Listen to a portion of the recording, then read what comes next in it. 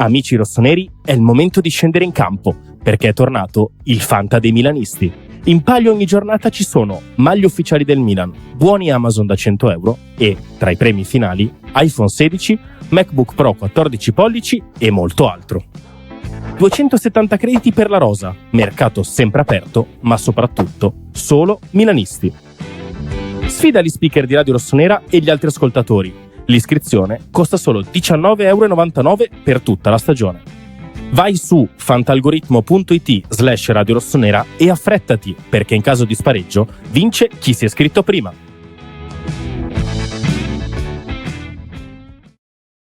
Ben ritrovati amici di Radio Rossonera, buongiorno a tutti qui dalla radio, martedì 9 settembre del 2025. Saluto Enrico Boiani, ciao Henry. Ciao, buongiorno a tutti, ben ritrovati. E allora, obbligo di riscatto. No, Oggi... non No? è estate, Simo, non è estate. Sì, lo so, basta guardare fuori dalla finestra, non è estate. No, vabbè, quantomeno qui, credo che in molte altre parti d'Italia non lo sia, ma in realtà siccome dobbiamo fare un po' di chiacchiere anche e soprattutto legate al mercato, per oggi lasciatemelo fare, dai. Lasciatemi la maschera di obbligo di Vuoi riscatto. tenere questa maschera qui? Ah, sì, cos'è? Vedi? Sarà... Guarda com'è spento. Mentre giallo. Ho capito, vabbè, vedi tu, scegli tu, l'importante è che chi ci segue in questo momento abbia già messo like, quindi cliccate il pollicione all'insù, si sia già iscritto al canale perché l'iscrizione è gratuita, abbia già commentato qua sotto, insomma ci supporti quotidianamente, grazie a tutti coloro che lo fanno, continuano a farlo anche in queste giornate di sosta, diciamo un pochino spente, ecco, se vogliamo. Prima di parlare di un affare fatto, ovvero quello di Yassin Adli, che va a titolo definitivo all'Al-Shabaab, ma insomma è questione di pochi secondi nel caso. Volevo introdurre un discorso, visto che ho visto varie versioni in giro negli ultimi giorni, riguardante il futuro della Porta. Perché, insomma, noi ci siamo lasciati a giugno, circa, con una questione molto delicata, nel senso che eravamo arrivati veramente molto, molto, molto vicini alla cessione di Mike Maignan.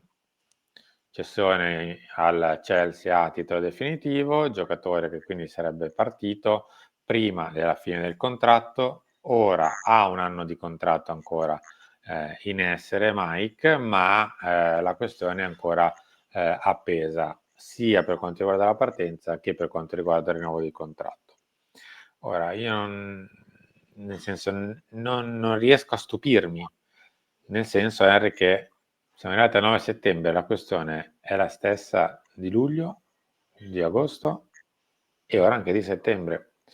E con ogni probabilità sarà la stessa di settembre, ottobre, novembre, eccetera, eccetera. A meno di incredibili capovolgimenti di fronte, che però all'orizzonte ancora non se ne vede veramente traccia, però insomma, siccome non facciamo gli indovini non possiamo sapere se per caso all'improvviso cambia tutta la questione, ma insomma, non riesco tra virgolette a stupirmi del fatto che il Milan debba per forza di cose guardarsi intorno per un portiere l'anno prossimo, perché Mike Maignan la voglia di rinnovare, visto quello che gli è stato fatto l'anno scorso in sede di rinnovo di contratto, non ne ha.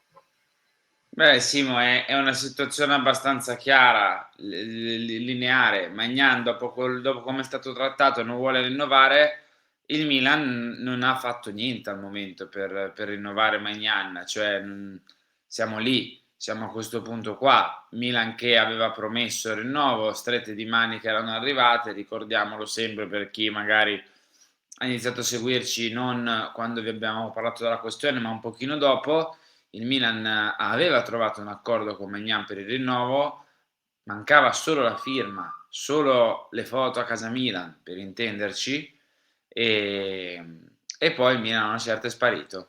Retrofront e niente da fare, il rinnovo è saltato, tant'è che poi Maignan, indispettito, voleva andare via, il lavoro di Allegri soprattutto, ma anche di Tare, da mediatori quasi, ha portato a rifiutare l'offerta del Chelsea, ritenuta troppo bassa anche con un solo anno di contratto, però rimandi il problema, Simo, rimandi il problema perché o arriva un rinnovo e non so come, proprio dal punto di vista del rapporto, cioè o Tare fa un miracolo o Allegri magari portando il Milan a buoni livelli in campionato convince Magnana a continuare qui e quindi insieme il lavoro dei due porta al rinnovo del giocatore, ma se deve decidere a livello di volontà o non volontà, Magnana non rinnova perché è stato preso in giro e con lui ci si è comportato in un modo in cui non ci si doveva comportare. Ecco, quindi il futuro è abbastanza segnato dal mio punto di vista, purtroppo aggiungo come valutazione personale. Sì, esatto. Credo che il Milan, forse più che pensare al rinnovo di Maignan, che in questo momento non è all'orizzonte, deve iniziarsi a guardare intorno Eh, del ruolo di portiere. È ovvio che noi tutti speriamo che Mike Maignan possa rinnovare, ma visto il pochino che gli è stato fatto l'anno scorso, veramente di bassissimo livello, e siccome Mike Maignan, al dispetto di qualche voce messa in giro un po' ad arte, è anche parecchio fastidiosa e anche molto antipatica, è un fior di professionista che su queste cose ovviamente non passa sopra, perché non è che esiste nella vita solo il Milan, esiste anche il rispetto di te stesso ogni tanto, perché io capisco che il tifoso dica: beh, il Milan deve rinnovare, il Milan, il Milan". Sì ragazzi, lo capisco, il Milan viene soprattutto per noi e anche spesso per i giocatori, ma se tu vieni trattato come una pezza da piedi, ogni tanto qualcosina di storto ti va. Ma vediamo se per caso lui stesso magari riesce a da solo, perché tanto è inutile che si mettano altri per me, deve farlo da solo il passaggio, nel caso dire: "Vabbè, faccio finta di niente e rinnovo". Nel caso, una delle possibili, quindi tenetelo d'occhio per quest'anno, perché era realmente entrato nei discorsi Zion Suzuki l'anno scorso, che in effetti era uscito, nel mese di giugno per la porta del Milan, nel caso di partenza di Mike Maignan, perché è ritenuto sia un buon portiere che anche un buon giocatore. Non so se mi passo il termine, cioè un portiere che comunque coi piedi ci sa discretamente fare. Non è sicuramente Mike, che vabbè, Mike è quasi un altro difensore quando si imposta, però è un doppio, diciamo così, una doppia valenza per Suzuki, giocatore molto giovane che era entrato anche nelle ottiche del Napoli di Antonio Conte. È ovvio che stiamo parlando in questo momento di due livelli differenti, cioè non è che posso dire qualcos'altro. È un buon portiere, l'anno scorso l'ha dimostrato, vediamo se quest'anno per caso cresce ancora, perché è uno degli osservati. Poi ovviamente bisognerà guardarsi intorno a prescindere. sì, non è un cattivo portiere Suzuki, deve fare un paio di step importanti, perché ancora un po' di cose le lascia giù, perché insomma bisogna che faccia dei salti, no? Se vuole diventare il portiere del Milan. A me personalmente, se mi chiedi un giudizio, non mi fa impazzire, devo essere onesto. Però magari in quest'anno cresce tanto e diventa un portiere di livello più alto, questo non lo posso sapere, è ancora molto giovane. Aggiungo una roba, Sì, per me i portieri Donnarumma a parte, che è stato un caso isolato in tutto questo, per me il portiere deve essere anche un po' un uomo d'esperienza, un uomo che se c'è il forcing della squadra avversaria ti cacci due urli, ti tenga alto il livello della difesa, ti dia sicurezza ai quattro in difesa.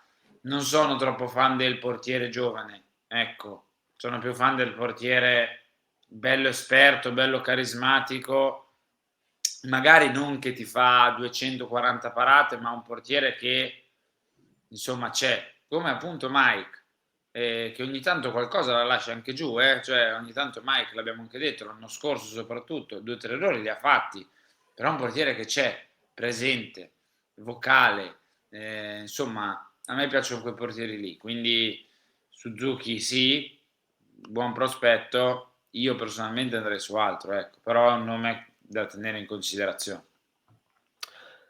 Le ultime due questioni di questa puntata sono: uno, Yassin Adli, che come detto va per un pacchetto complessivo di 7 milioni all'Al-Shabaab, con le visite mediche quest'oggi, con i bonus compresi nei 7 milioni, quindi altra operazione in uscita che, insomma, essendo arrivato praticamente a niente Yassin Adli, è tutta plusvalenza, e quindi E vai, farei la festa in Duomo per l'ennesima giubilo plusvalenza. massimo per le nostre plusvalenze, e quindi va, no, non perché Yassin Adli, perché sono soldi, ed è arrivato per le visite mediche.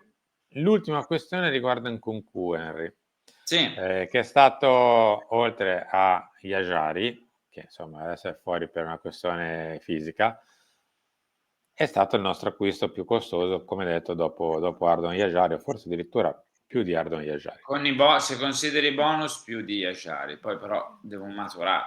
Ecco. No, le questioni sono due. Ad Allegri nei primi giorni è piaciuto. Ad Allegri non è piaciuto tantissimo il suo stato di forma nei primi giorni, nel senso che il giocatore gli piace, sta iniziando a pensare come metterlo giù e ovviamente doveva trovargli quasi un posto, circa. Dall'altro siamo un po' indietro. Bisognerà aspettare un pochino, perché comunque non è un giocatore che arriva qui e domani mattina fa 90 minuti sparati. Cioè non è tipo Christian Pulisic, che non è che sta bene e può giocare 90 minuti. Anche perché lui è stato protagonista, tra l'altro, col Chelsea nel Mondiale Pro Club. Quindi oltre a essere poi un po' ai margini dei piani all'inizio di questa stagione, è stato anche utilizzato alla fine della stagione precedente fino a luglio, praticamente. Quindi è anche quello il motivo per cui magari è un po' indietro. E è ovvio che deve iniziare però a pedalare, perché 9 settembre, sosta nazionali domani sera, se vogliamo attendere anche, no, quelli oltreoceano, domani sera è finita, giovedì poi c'è l'allenamento vero e proprio in vista del Bologna, venerdì pure, sabato rifiniture, domenica la partita, quindi è finito il tempo delle chiacchiere, si torna in campo, non sono più partite d'agosto, il mercato è chiuso, bisogna iniziare a spingere, quindi bene in Nkunku, però bisogna trovare forza, dai, insomma, muoviamoci, quello era il senso. Henry, grazie. Ciao, a più tardi. Prometto che forse sarà l'ultima puntata di Obbligo di Riscatto giù di lì. Grazie a tutti, ci ritroviamo a lunch, sempre che non esce qualcosa di mercato.